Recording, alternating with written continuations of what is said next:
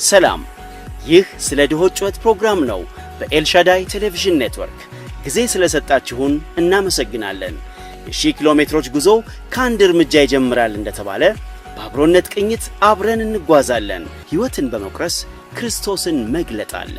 መልካም ቆይታ። ቅዱሳን ባላችሁበት ቤት ምድር ሰላም ለእናንተ ይሁን። የእግዚአብሔር አምላካችን ምሕረት ቸርነት ከሁላችን ጋር ይሁን። የጠራን ያዳነን በምሕረቱም ያቆመን የአባቶቻችን የአብርሃም የይስሐቅ የያዕቆብ አምላክ የእኛም አምላክ እግዚአብሔር ይባረክ። በክርስቶስ የዘላለም ሕይወት የሰጠን ከጨለማ ወደሚደረግ ብርሃን የከተተን ውርደታችንን በክብር የቀየረ ሞታችንን በሕይወት የተካ ጨለማችንን በብርሃን የቀየረ የዘላለም አምላክ መድኃኒታችን ኢየሱስ ክርስቶስ ለዘላለም የተባረከ ይሁን። በእርሱ እውነት በርቶልን አእምሯችንን ባርኮ ማስተዋል ሰጥቶን ዛሬ የቃሉን ብርሃን አብርቶልን ከቃሉ የተነሳ እውነት ለትውልድ እንድናስተላልፍ እንድናስተምር ባልተቋረጠ መልኩ ሐሳቡንና ፈቃዱን እያፈሰሰልን ሰማያትን በመክፈት መረዳትን የሰጠን ጌታ ይባረክ። በነገር ሁሉ ወደ መረዳት ባለጠግነት እያስገባን ከእያንዳንዱ ከቃሉ ክፍል ጀርባ ያለውን የእሱን የፈቃዱን እውቀት እንድንረዳ ያደረገን እግዚአብሔር ይባረክ። ዛሬም በኤልሻዳይ ቴሌቪዥን ከድሆች ጋር በተያያዘ መልኩ ያለውን እውነት አብረን ደግሞ እንካፈላለን። እግዚአብሔር መልካም አምላክ ነው። በየሳምንቱ ከእግዚአብሔር ቃል አንጻር እንድናይ ስለ ድሆች ስለ ችግረኞች እንድናስብ እንፈልጋለን። አንዳንዶቻችን ስለ ድሆች እና ችግረኞች ጉዳይ በአንድ ሳምንት በአንድ ፕሮግራም ብቻ ሰምተን ጨርሰን ሸምድደን የምንጨርሰው ነገር እንዳልሆነ ሊያስብ ይገባል። በርካታ መሰረታዊ እውነቶች ከድሆች ጋር የተያዙ የእግዚአብሔር ሐሳቦች ተዝቆ የማያልቁ ገና የምናያቸው በጥልቀት የምናያቸው ድምፅ የምናሰማቸው የሰዎችን አእምሮ እንዲቀየር አስተሳሰብ እንዲቀየር በወጣቱ በትውልዱ በልጆች መካከል ባልተቋረጠ መልኩ አዌርነስ የእውቀትን ክፍተት መሙላት የሚቻልበት ሁኔታ ውስጥ መስራት የተገባን እውነት ነው። በዚህች ምድር ላይ ባለጠጎች አሉ፣ ድሆች አሉ፣ ችግረኞች አሉ፣ መካከለኛ ኑሮ ዝቅተኛ ኑሮ የሚኖሩ በተለያየ መልኩ አሉ። ከቀናት ወደ ቀን የሚመጡ ክፋቶች፣ አመፃዎች በቤተ ክርስቲያን ጭምር ሰዎች አመፅን የሚያካሂዱበት አስቸጋሪ አስፈሪ የባሰ የሚሄድ ዘመን ላይ ስለምኖር በዚህ ዘመን የሚያካፍሉ የሚረዱ የሚያግዙ የሚቆርሱ ለሌላው የሚራሩ ከጭካኔ የራቁ አቃፊ የሆኑ ሰዎች እንዲነሱ ማስተማር መስበክ እና ማጥናት ድምፅ ማሰማት መጮህ ይገባናል። ይህ ፕሮግራም ስለ ድሆች ጩኸት የተሰነኝበት ድሆች ችግረኞች ይረዱ ይደገፉ ይካፈልላቸው ሰዎች ያልብሷቸው ያብሏቸው ያጠጧቸው ፍትሃቸው አይነካ ፍርዳቸው አይጓደል ለነሱ ጠበቃ ተሟጋች እንሁን የሚል ድምፅ ነው። በምድር መካከል ፍትህ ያጡ የሚያጡ ከምንም በላይ ድሆች ናቸው። በሰው ድንበራቸው የሚነካ ጉልበታቸው የሚነካ ፍርድ ቤት ሲመላለሱ ወደ መቃብር የሚሄዱ በርካታ ናቸው። አቅም ያላቸው ጉልበት ያላቸው በገንዘባቸው የሰውን አይን ማሳወር የሚችሉ ብዙ ሰዎች በምድር መካከል ይመላለሳሉ። በእነኚህ ሰዎች መካከል ነው የምንመላለሱ ፈራጅ የሆነ እግዚአብሔር ባለበት ሁኔታ። ስለዚህ እኛ የእግዚአብሔርን ፍርድ ልንፈጽም ይገባል። እግዚአብሔር ፍርዱን የሚፈርደው በልጆቹ በሰው መካከል ነው። መበቀል ይገባናል። በሽተኞች ሰዎችን ያረገ ትውልድን ያዋረደ ድሆችን ያጎሳቆለ ያፈናቀለ አሰራር ላይ እግዚአብሔር እንድንፈርድ ይፈልጋል። እግዚአብሔር ዳኛ ነው። ራሱ ዳኛ ነው። እግዚአብሔር ዳኛ ነው። ዳኝነት ሚዛን ነው። ዳኝነት ፍትህ ነው። ለሚገባው የተገባውን መስጠት ነው። የእግዚአብሔር ዳኝነት እሱ ነው። መዝሙር 68 ቁጥር 5 ላይ እግዚአብሔር በቅዱሱ ቦታ ለድሆች አደግነት ለድሃ አደጎች አባት በባልቴቶች ዳኛ ነው ይላል። እግዚአብሔር በቅዱሱ ቦታው ላይ በዙፋኑ ላይ በክብሩ ስፍራ ላይ እግዚአብሔር በማይናወጥ ዙፋኑ ላይ ሆኖ እግዚአብሔር ማንም ሰው በምርጫ በማይቀይረው ዙፋን ላይ በተቀደሰው ቦታው ላይ ልኩ ላይ ክብሩ ላይ በማይለወጥ ማንነቱ ላይ በማይለወጥ ባህሪው ላይ በማይለወጥ ስልጣኑ ላይ ማንም ሰው ሊሽረው ከፍ ዝቅ ሊያደርገው በማይችለው መለኮታዊ ስልጣኑን ኃይሉ ላይ ቆሞ እግዚአብሔር ለድሃ አደጎች እና ለመበለቶች ይፈርዳል። አባት ነው፣ ዳኛ ነው፣ ሚዛን እግዚአብሔር የሚሰጥ አምላክ። እኛም በክርስቶስ በኩል የመለኮቱ ባህሪ ተካፋዮች የሆኑ ሰዎችን ብንሆን ያን ባህሪ ማንጸባረቅ ይገባናል። ነጣቂዎች፣ ዘራፊዎች፣ አስለቃሾች እና በሰው ልብ ሐዘን ውስጥ የምንሄድ ጉቦ ተቀባይ ጉቦ አቀባይ እንደፈለግን ምንሆን ዘርፈን ባዘጋጀነው ቤት ውስጥ ዘና ብለን የምንኖር ነጥቀን ባዘጋጀነው መኪና የምንነዳ እንደፈለግን የምንኖር በጉቦ አይናችን የታወረ ሆነን ብንሆን ወገኖቼ የዘላለም አምላክ እግዚአብሔር ይፈርዳል። ዳኛ አምላክ ነው እግዚአብሔር። ፍትህ ነው እግዚአብሔር። እውነተኛ ዳኛ ነው። አባይ ሚዛን በእግዚአብሔር ዘንድ የለም። እግዚአብሔር ዘንድ ወገኖቼ ፍትህ ነው ያለው፣ እውነት ነው ያለው፣ ጽድቅ ነው ያለው። እግዚአብሔር ጻድቅ አምላክ ነው፣ በጽድቅ ይፈርዳል።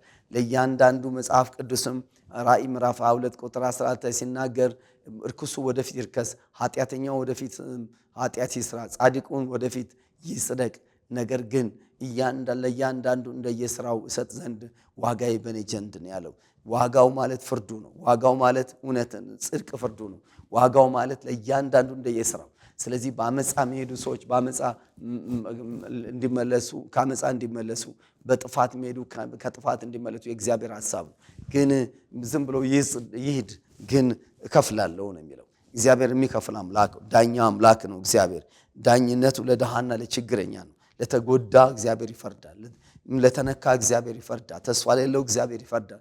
ወገን ለሌለው እግዚአብሔር ይፈርዳል። ገንዘቡ ወገን ላልሆነለት፣ ታላላቁ ወገን ላልሆነለት፣ ገንዘብ ያለው ወገን ያልሆነለት፣ ገንዘቡ ወገን ያልሆነለት ወገኖቼ እግዚአብሔር ይፈርዳል። ለአደጎች ለባልቴቶች ዳኛ ነው። ወላጅ አልባ እና አሳዳጊ አባት አልባ ማለት ነው። ይሄ ለአደጎች የሚባለው ወላጅ አልባ ወይም አሳዳጊ አልባ የሆነ በብዙ መልኩ አሳዳጊዎቻቸው ሞቶባቸው አንገታቸውን የሚደፉ ተስፋ የሚቆርጡ ወገኖቼ ሜዳ ላይ የሚያድሩ በርካታ ወጣቶች ትውልድ አለ። በዘመናት መካከል ሰው የቤቱ ምሰሶ፣ የቤቱ ጣራ፣ የቤቱ ዋና የኑሮ አቅራቢ የሆነው አባት ወይም ቀጥላ ያለችው እናት ሲሞቱ ወገኖቼ ድሃ አደግ የሚል ቃል ነው። እግዚአብሔር ለእነሱ እግዚአብሔር ያስባል። አባት ነው ለነሱ። እንደ አባት እግዚአብሔር ይመግባቸዋል። ተስፋቸው እግዚአብሔር ይሆናል ነው እያለ ያለው።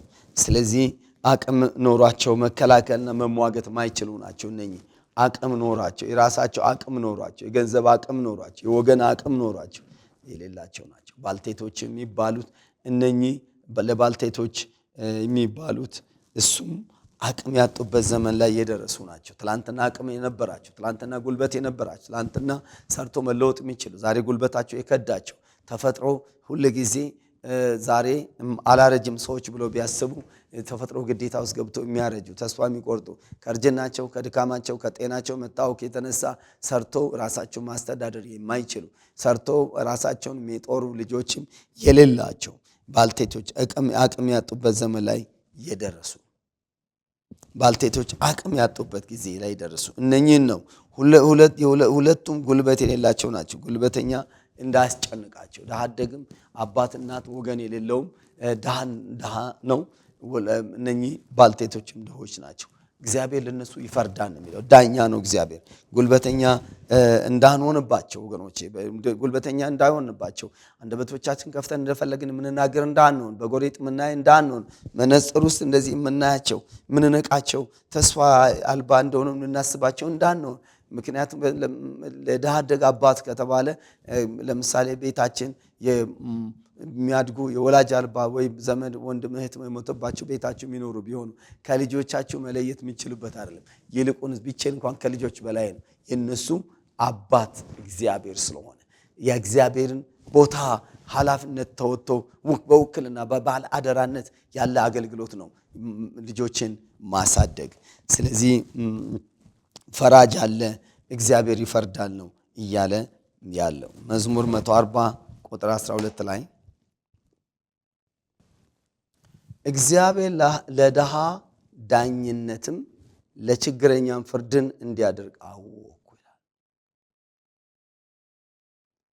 አወኩ ሁለት ነገር፣ እግዚአብሔር ለድሃ ዳኝነት ለችግረኛ ፍርድን እንዲያደርግ አወኩ። እንደሚፈርድ አወኩ። ዳኝነት ያደርጋል፣ ፍትህ ያደርጋል፣ ይፈርዳል። አይታይም፣ በሚታይ መልኩ ይፈርዳል። አይሰማም፣ በሚሰማ መልኩ ይፈርዳል።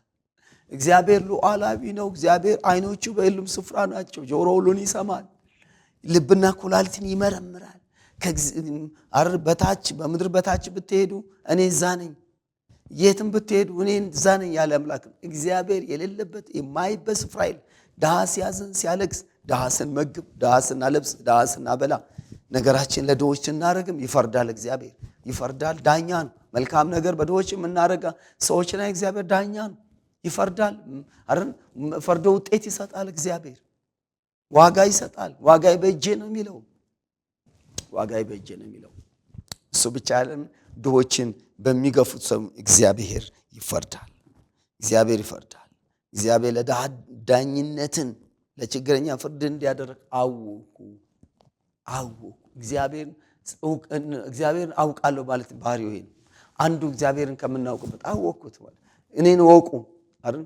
እወቁ፣ ተከተሉኝ፣ እወቁ። እግዚአብሔርን ለማወቅ ነው። እናውቀውን ዘመን እንከተል፣ በፊታችን እንደ ወገግታ ሆኖ ይታያል ይላል እግዚአብሔር ቃል። እወቁ። እግዚአብሔርን ማወቅ ወገኖቼ፣ እግዚአብሔርን ማወቅ ኃይላችን ነው። እግዚአብሔርን ማወቅ ብርታት ነው። እግዚአብሔርን ማወቅ፣ እግዚአብሔርን ስናውቅ የምናውቅባቸው ነገሮች አንዱ እግዚአብሔር ለድሃ ዳኝነት ለችግረኛው ፍርድን ያደርጋል። ለጊዜው ድሃ ሊጨነቅ ይችላል፣ ድሃ ሊያለቅስ ይችላል። ግን ሰዎች ከፍርድ አያመልጡ። ዳኛ ነው እግዚአብሔር እውነተኛ ዳኛ ነው። እግዚአብሔር ዳኛ ነው፣ ይፈርዳል። እግዚአብሔር መጽሐፍ እንደዛ ነው የሚያሳየው፣ ቃሉ እንደዛ ነው ይፈርዳል።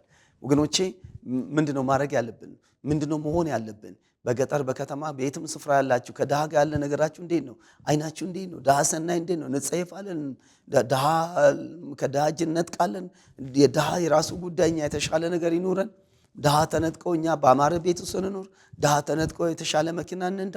ድሃ ተነቅሶ እኛ እንደልብ እንወፍር፣ እንደፈለገ እንኖር፣ ነገራችን ይመቻች። ድሃ እግዚአብሔር ድሃ ሳነካ ድሃ ለድሃ እያካፈል የሚባርክ አሉ አለ አምላክ። የድሃ ነገር ሳይነካ፣ የድሃ ሀቅ ሳይነካ፣ የድሃ ነገር ሳይነካ፣ ድሃ ሳይነካ እግዚአብሔር የሚፈርድ እግዚአብሔር የሚሰጥ አምላክ የሚሰጥ አምላክ። ስለዚህ ወገኖቼ ማሰብ ይገባል። እዚህ መዝሙር 8 ቁጥር 3 ላይ የጣቶችን ሥራ ሰማዮችን ባየ ጊዜ ጨረቃና ከዋክብትን አንተ የሰራቸው ታስበው ዘንድ ሰው ምንድን ነው? ትጎበኘው ዘንድ የሰው ልጅ ምንድን ነው? እግዚአብሔር ትኩረቱ ሰው ላይ ነው። እግዚአብሔር ሰው ልጅ ላይ ነው ትኩረቱ። እግዚአብሔር ሰውን ነው የሚያስበው። ታስበው ዘንድ ሰው ምንድን ነው? ምናልባት ዛሬ ኖሮ ነገ የሚቀበር ሰው ያው ሊመስል ይችላል። ግን እግዚአብሔር አይኑ ሰው ላይ ነው፣ ልቡ ሰው ላይ ነው፣ እጁ ሰው ላይ ነው፣ ሐሳቡ ሰው ላይ ነው። ታስበው ዘንድ ሰውን እግዚአብሔር ያስባል። ትጎበኘው ዘንድ የሰው ልጅ ምንድን ነው? ምንም ቢሆን ድሃ የተራቆተ ቢሆንም የእግዚአብሔር ጉብኝቱ አካል ነው። የእግዚአብሔር አይኑ አካል ነው። እግዚአብሔር የሚያስበው ነው። እግዚአብሔር የሚያየው ነው። አይኖች ምድር ላይ እግዚአብሔር ምናልባት ጋራ ሸንተረር አፈር ድንጋይ ላይ ላይሆን ይችላል። እግዚአብሔር ሰውን እያየ ነው። ሰውን አካሄድ እያየ ነው። እግዚአብሔር ሰውን የሚጎበኝ አምላክ ነው። ሰውን የሚጎበኝ አምላክ ነው ወገኖቼ። እግዚአብሔር ሰውን የሚጎበኝ አምላክ ነው።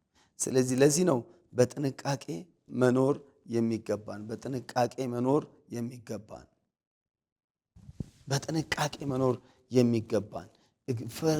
ለድሆች ምንፈርደው ጽድቅን የምናደርገው በየቀኑ የሚጠበቅ ፍርድ ነው። ፍረዱ። እግዚአብሔር እንድንፈርድ ያዛል። ፍረዱ፣ ለድሆች እንድንፈርድ፣ በፍትህ እንድንፈርድ። በየትኛውም ወንበር ላይ የተቀመጥን በየትኛው ሁኔታ ውስጥ ያለን ሰው ብንሆን በጽድቅ ለእግዚአብሔር ፊት እንድንፈርድ እግዚአብሔር ይፈልጋል።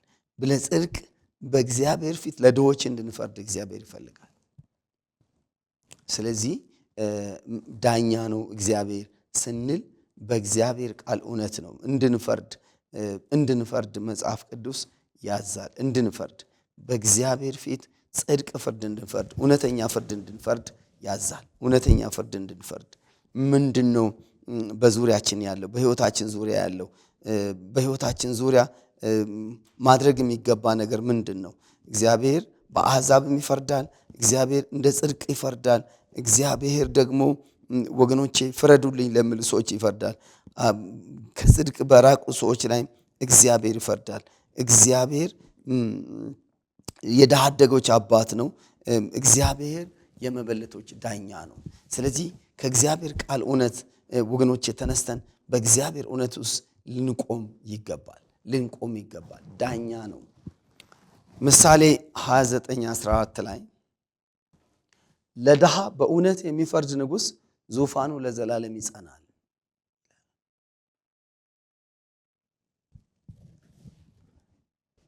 ይሄ ከነገስታት ከመንግስት ኃላፊነትና መዋቅር ከመንግስት ሹመት ከመንግስት ኃላፊነት በተለያየ ዘመናት መካከል ህዝብን ከማስተዳደር ጋር ከመንግስት አመራር ጋር የተያዘ ነው። ለድሃ የሚፈርድ ብቻ ሳይሆን በእውነት የሚፈርድ ለድሃ ዘወርዋራ በሆነ መልኩ የሚፈርድ ወይም ማይታይ ፍርድ ያለው ሳይሆን በእውነት የሚፈርድ ለድሃ የተገባው ለድሃ የሚያደርግ የድሃ ሐቅ እንዳይነካ የሚመራ ድሃ ላይ ቅድሚያ የሚሰጥ ድሃና ችግረኛ እንዳያዝን የሚያደርግ ለድሃ ፍትህ እንዲኖር የሚያደርግ ድሃ እንዳይነካ የሚያደርግ ድሃ እንዳያለቅስ የሚያደርግ ድሃ እንዳይጮህ የሚያደርግ ድሃ ግራ እንዳይገባው የሚያደርግ ድሃ ተስፋ እንዳይቆርጥ የሚያደርግ ድሃ ተመችቶት እንዲኖር የሚሰራ ለድሃ ፋሲሊቴት የሚያደርግ ለድሃ ምቹ ሁኔታ የሚፈጥር ለድሃ መልካም ነገሮችን የሚያመቻች ለድሃ ከድሃ እጅ የሚነጥቁትን ላይ የሚፈርድ ድሃን በጉቦ አይኑን የሚያሳውሩና ፍርዱን አዛብቶ ድሃ እንዲያለቅስ የሚያደርጉ ድሃ ወደ መቃብር እያዘነ እንዲሄድ የሚያደርግ ድሃ ተመችቶ ሳይሆን ከመመቸት ወደ አለመመቸት እንዲሄድ የሚያደርግ ድሃ ኖረም አልኖረም ምንም ተስፋ ድሆች እንደሌላቸው አድርጎ የሚቆጥር ለድሃ በእውነት የሚፈርድ ማለት ለድሃ የተገባውን ለድሃ የድሃ ፍትህ ለድሃ የድሃ ሐቅ ለድሃ የችግረኛ ሐቅ ችግር ለምንድን ነው የሚያስፈልገው? በዘመናት መካከል ሰው ድሃና ችግረኛ ሲሆን በቂ ገንዘብ ሳይኖረው ሲቀር ሊሞገትለት የሚችል አይኖሩ። ምናልባት የተሻለ መሞገት የሚችል አቅም ያላቸው ዘመድን ቤተሰብ ከሌሉ በቀር። ስለዚህ በምድር መካከል ሁሉ ጊዜ ሲገፋ የሚኖረው ሲያለቅስ የሚኖረው ግራ ገብቶት የሚኖረው ተስፋ ቆርጦ የሚኖር ድሃ ነው። መንደራችን ውስጥ ያለንበት አካባቢ ከተማችን ላይ ገጠር ድሃ እየተነቀፈ ነው፣ ድሃ የተጠላ ነው። መጽሐፍ ሲናገር ባለጠጋ ወዳጁ ብዙ ነው፣ ድሃ ግን በገዛ ወንድሙ ዘንድ እንኳን የተጠላ ነው ይላል። ከእናቱ ማህፀን ከአባቱ ፍሬ አብራክ ከወጣው ወንድምና እህት መካከል ድህነት ይለያል። ድህነት አንዱን ይለያል። በጣም አደገኛ ነገር ነው ድህነት። ድህነት የሚሰበክ አይደለም። ድህነት የሚበረታታ ነገር አይደለም። ድህነት የሚወገዝ ነገር ነው። ድህነት ወገኖቼ ጽዩፍ ነገር ነው እና በጣም ነው። ስለዚህ ድህነትን ነው የምንጸየፈው፣ ድሃን ግን እንድንጸየፍ አይደለም። ስለዚህ በገዛ ወንድሙ ዘንድ እንኳን የተጠላ ነው እና ልዩነት ይፈጥራል። ልዩነት ይፈጥራል። በእያንዳንዱ ሰው መካከል ኑሮ መካከል ልዩነት ይፈጥራል። አሁን ባለንበት መንደር ከዚህ ወጥቼ ከስቱዲዮ ሲሄድ ድህነትና ሌላው ልዩነት ይፈጥራል። ልዩነት በደንብ ነው የሚታየው። በደንብ ነው ድሃ የተጠላ ነው። ስለዚህ ለድሃ እውነት የሚፈርድ ማለት ለተጨቆነው ላፈረው ድህነት ወገቡን ጎንበስ ያደረገው አንገቱን ያስደፋው ድህነት ያሸማቀቀው ድህነት ትሁት ያደረገው ድህነት የማንነቱ ውስጣዊ ማንነቱ ሳይሆን ድህነት አሸማቆ ድሃ አስመሰለው። ተሸማቆ የሚኖር አንገት ደፍቶ የሚኖር ለመለመን አቅም ያጣ አንደበት ያጣ ጉልበት ያጣ አቅም ያጣ ቢታመም መታከም ያጣ ቢታረዝ መልበሻ ያጣ ምንም መርግ የፈለገው ነገር ገዝቶ መጠቀም ማይችል የዕለት ኑሮውን መግፋት ማይችል ረሃብ የሚያንገላታው ውጥም የሚያንገላታው ባልተመቸ ሁኔታ ውስጥ የሚያድር ባልተመቸ ሁኔታ ውስጥ የሚኖር ድሃ። ስለዚህ ድሃን ሰዎች በዘመናት መካከል ድሃን ይገፋሉ፣ ድሃን ያሳዝናሉ፣ ድሃን ያስለቅሳሉ። ድሃ ላይ ሰዎች ፍርደ ገምድል ያደርጋሉ። ይሄን እንኳን በቤተክርስቲያን እንኳን ያዕቆብ ምዕራፍ 2 ላይ ስንመለከት ወደ ቤተክርስቲያን የወርቅ ቀለበት ያደረገ ደግሞ ያጌጠ ልብስ የለበሰ ሰው ሲመጣ የሚያስተናግዱ ዲያቆናት ወይም አስተናጋጅ በዛን ጊዜ የነበሩ ሰዎች ወይም በመሪዎችም በሚመሩ ሰዎችም ባለ ሳቤ ሊሆን ይችላል።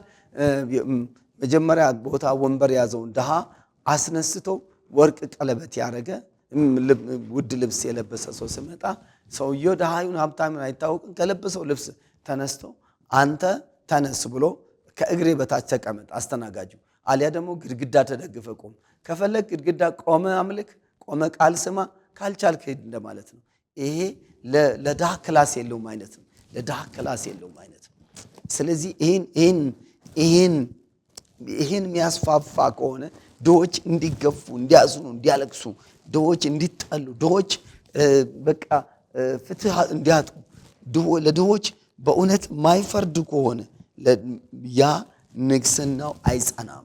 ድሃ ከተነካ፣ ድሃ ካለቀሰ እግዚአብሔር ይፈርዳል። ዳኛ ነው። ለድሆች በትክክል የሚፈርድ ለድሃ በእውነት የሚፈርድ ንጉሥ ዙፋኑ ለዘላለም ይጸናል። ረጅም ዓመት ሊቆይ የሚችለው በእርግጥ አመፀኞችም በሆነ መልኩ እግዚአብሔር ጽዋቸው እስኪሞላ ድረስ ይቆያሉ። ግን ከድሃ ጋር በተያያዘ መልኩ ለድሃ ሐዘን ምክንያት፣ ለድሃ የግፍ ምክንያት የሆኑ ሰዎች ደግሞ ሲሰነብቱ ላይታዩ ይችላሉ። እግዚአብሔር እንድናስብ፣ ለድሃ እንድንፈርድ፣ ለንጉሥ ወይ ለነገስታት የሚነገር ቃል ቢሆንም እያንዳንዳችን ባለንበት አካባቢ የምናስብ ነው። መንግስት መሆን፣ ስልጣን መያዝ፣ መሾም ለፍትህ ነው። በየትኛውም ኃላፊነት ወንበር የተቀመጥነው ለፍትህ ነው። ሀቅ በትክክል ቦታው እንድትይዝ፣ ሚዛን በትክክል እንድትይዝ፣ ያልተገባ ነገር ሰዎች እንዳይወስዱ፣ የተገባቸውን ደግሞ እንዳይቀርባቸው ሚዛን እንድንሆን፣ በቤተ ክርስቲያኑ በውጭም ሚዛን እንዲሆን፣ ሀቃቸውን ሰዎች እንዲወስዱ፣ ከሀቃቸው ውስጥ እንዳይወስዱ። በጣም ሰዎች ከሀቃቸው ውጪ ቤተ ክርስቲያን ውስጥ እንኳን ሲወስዱ ይታያል። የታመሙ፣ ሞት ያጠለለባቸው፣ ተስፋ የቆረጡ ሰዎች እግዚአብሔር ጸጋ ሰጥቶን ከሆነ እንኳን በነፃ ልንጸልይ የሚገባን ሰዎችን ውድ ገስታውስ አዘጋጅቶ ገንዘብ ከፍሎ ገስታውስ 2-3 ቀን አርፎ ለገቢ አስገኝቶ እንዲጸለይላቸው ይፈወሱ አይፈወሱ፣ ይዳኑ አይዳኑ ለማይታወቅ በእግዚአብሔር እጅ ላለ ፈውስ በእጅ ፈውስ እንዳስቀመጠ በማሰብ ሰዎች እንደዚህ ያደርጋል። ግፍ ነው። ድሆች በሬያቸውን ሽጦ መጥቶ ከገጠር መጥቶ ፈውስ ፍለጋ ተጨንቆ ሲያሳልፉ እንደዚህ አይነት ነገሮች ግፎች ከእግዚአብሔር ዳኝነት ወገኖችን አያስመልጡም። እግዚአብሔር ዳኛ ያያል። እግዚአብሔር ድሃን ያላስቀደመ ንግስና አይጸናም። ድሃን የሚገፋ ድሃን የሚያስለቅስ ስልጣን አይጸናም። ድሃን የሚያስለቅስ አገልግሎት አይጸናም። ድሃን የሚያስለቅስ ጤንነት አይጸናም። ድሃን የሚያስለቅስ ኑሮ አይጸናም። ድሃን የሚያስለቅስ ሀብት አይጸናም። ድሃን ለጊዜው ተሰብስቦ ሴኩርድ ያደረገ ነፍሴ ጠጪ ለብዙ ቀን የሚሆን ለብዙ ዓመት የሚሆን እህል አለ፣ በቃ አለ፣ ነፍሴ ዘና በይ ሊያስብል ይችላል። አንተ ሰነፍ ዛሬ ከነፍስህን የሚወስዱ መላእክቶችን ይልክልሃል እንደተባለ ብዙ ጊዜ ድሆችን በምንነጥቅበት ባለ የህይወት ስርዓት ውስጥ ያለ ትምክህት ከንቱ ነው፣ ባዶ ነው። ስለዚህ እግዚአብሔር እንደሚፈርድ ዳኛ እንደሆነ ከእግዚአብሔር ቃል አንጻር ማየት ይገባል። አንደኛ እግዚአብሔር ዳኛ እንደሆነ ማወቅ አለብን። እግዚአብሔር ዳኛ እንደሆነ ማሰብ አለብን። እግዚአብሔር እንደሚፈርድ ማሰብ አለብን። በምናደርጋቸው ነገሮች ሁሉ እግዚአብሔር በዳኝነቱ እንደሚከፍል ማሰብ አለብን። ከእግዚአብሔር የዳኝነት ህይወት ስርዓት ውስጥ ወገኖች ልናመልጥ እንደማንችል ማሰብ አለብን። ምናልባት በዚች ዓለም ላይ ሰዎች ወንጀል ሲሰሩ ፖሊስ ሲይዛቸው መርማሪው ፖሊስ የወንጀል ምርመራውን ጥያቄ ሂደት አሳልጦ ግምታዊ የሆነ ነገርን ሰርቶ መረጃ ወንጀል የሰራበትን መረጃ አጠናክሮ ለፍርድ ቤት በአቃቤ ሕግ በኩል ሊያቀርብ ይችላል። አቃቤ ሕጉ ተከራካሪ ሊሆን ይችላል። ግን በዚህ ሂደት ውስጥ ሁሉ የሚደበቁ ለመርማሪ ፖሊስ ማስረጃ ማይሆኑ የሆነ ቦታ ላይ ደግሞ ማስረጃ እንዲደበቅ ምክንያት የሚሆኑ በማንኛውም የፍትህ አካል ቴክኒካዊና ሙያዊ በሆነ ለፍርድ ፍትህ እንዲያገኝ በሚያደርጉት የምርመራ ጥበብ እንኳን የሚያመልጥ በጓንት የተሰራ በስውር የተሰራ አሻራ የሌለበት ወንጀል በድሆች በችግረኞች ላይ ሰው እየፈጸመ ሊሆን ይችላል። ገሎም እንኳን ታውቃላችሁ ወገን ስለሌለው የወረሰው ሰው ሊሆን ይችላል። ግን ጉንቼ እግዚአብሔር ይፈርዳል። ፈራጅ ዳኛ ነው። ከፖሊስና ሰው ሊያመልጥ ይችላል። ከአቃቤ ሕግ ሊያመልጥ ይችላል። ከደህንነት ሊያመልጥ ይችላል። ከሕግ አካል ሊያመልጥ ይችላል። ሕግ አካል ራሱ ሆኖ ደግሞ ለድሃ ፍርድ እንዲዛባ አድርጎ ሊሸፍን ይችላል። ምንም ማለት ግን ማንም ምንም ሊሆን ይችላል። በዚህች ምድር መካከል የእግዚአብሔር አይኖች በድሆችና በችግረኞች ፍትህ ጉዳይ የሚሆን በማንኛውም ጉዳይ በሰው ላይ ናቸው። ከእግዚአብሔር ፍርድ ማምለጥ አንችልም። እግዚአብሔር ፈራጅ እውነተኛ አምላክ ስለሆነ ለዚህ ነው ኢሳይያስ ምዕራፍ 1 ቁጥር 17 ላይ ለድሃ አደጉ ፍረዱለት የሚል ነው። ፍረዱለት ይላል። እኛ ማድረግ ያለብን በጽድቅ ለሱ መፍረድ አለብን። ትእዛዝ ነው። ማድረግ የሚገባን ግዴታችን ነው። ለድሃ አደጉ ፍረዱለት። ኢሳይያስ 11:4-3 ላይ እግዚአብሔር ለድሆች በጽድቅ ይፈርዳል ይላል። እግዚአብሔር ለድሆች በጽድቅ ይፈርዳል ይላል። አይኑ እንዳየች አይበይንም፣ ጆሮም እንደሰማ እግዚአብሔር አይፈርድም። እግዚአብሔር ልብና ኩላሊትን አይቶ የሚመረምር አምላክ ነው። የሚፈርድ አምላክ፣ የውስጥ ዝንባሌን ሞቲቭ የሚባለውን ነገር አይቶ የሚፈርድ አምላክ። ከድሆችና ችግረኞች ጋር የምናረጋቸው ድሆችን እየተጸየፍን እየጠላን ለካሜራ ግባትና ከመንግስት ጋር በሰላም ለመኖር ብለን የምናረጋቸው ነገሮች ቢኖሩ እንኳን ከእግዚአብሔር ፍርድ አያመልጥም። በድሆች ስም የምንነግደው ቢኖር፣ በድሆች ስም የምንሰበስብ ቢሆን፣ የድሆችን ስም ሰርተን የድሆችን ለድሆች ሳናደርስ ለራሳችን የምናረግ ቢሆን ልናመልጥ አንችልም። ከድሆች ጋር ከችግረኞች ጋር የተያዘ ነገር ለድሃ አደጉ ፍረዱለት፣ ፍረዱ፣ ለድሃ ፍረዱ፣ እፈርዳለሁ ነው የሚለው እግዚአብሔር። ስለዚህ ከእግዚአብሔር ፍርድ ሰው ሊያመልጥ አይችልም። አይኑ አይቶ አይደለም የሚፈርደው፣ ጆሮ ሰምቶ አይደለም፣ ልብና ኩላሊትን ሳይቀር መርምሮ እግዚአብሔር የሚፈርድ አምላክ ነው። ከድሆች ጋር በተያዘ መልኩ እኛ በየትኛው ቦታ ላይ ሚዛና የሆነ ሐቃቸውን ለነሱ መስጠት የመፍረድ ማንነት ሊኖረን ይገባል። ሁለተኛ ደግሞ እግዚአብሔር እንደሚፈርድ ማወቅ አለብን። በጥንቃቄ መኖር አለብን። የተጎዳን ያዘን ሰዎች ቢኖር እግዚአብሔር እንደሚፈርድ ማወቅ አለብን። ደግሞ ለበደል የተዘጋጀን እየበደልን ያለን ሰዎች እግዚአብሔር እንደሚፈርድ ማወቅ አለብን። እንዲሁም ደግሞ እኛ ደግሞ እግዚአብሔር በሰጠን እድል ሁሉ ልንፈርድላቸውና የነሱን ሐቅ ለነሱ መስጠት ይገባናል። እግዚአብሔር የተባረከ ይሁን። እግዚአብሔር ዳኛ አምላክ ነው በዘመናት መካከል። እግዚአብሔር ይባረክ። ስለ ኤልሻዳይ ቴሌቪዥን ኔትወርክ እግዚአብሔር ዘመናቸውን ሕይወታቸውን ይባርክ። ተባረኩ። እግዚአብሔር እጅና ምሕረት ከሁላችሁም ጋር ይሁን። ኤልሻዳይ ቴሌቪዥን መሪዎችንማ በዚህ በስቱዲዮ ተጉቸው እንደሚድነቃቸውንም ሌሎችንም እግዚአብሔር ባርካቸው እላለሁ። ሻሎም ሰላም። ይህ ስለ ድሆች ጩኸት ፕሮግራም ነው በኤልሻዳይ ቴሌቪዥን ኔትወርክ። ጊዜ ስለሰጣችሁን እናመሰግናለን። የ1000 ኪሎ ሜትሮች ጉዞ ከአንድ እርምጃ ይጀምራል እንደተባለ በአብሮነት ቅኝት አብረን እንጓዛለን። ሕይወትን በመቁረስ ክርስቶስን መግለጥ አለ። መልካም ቆይታ።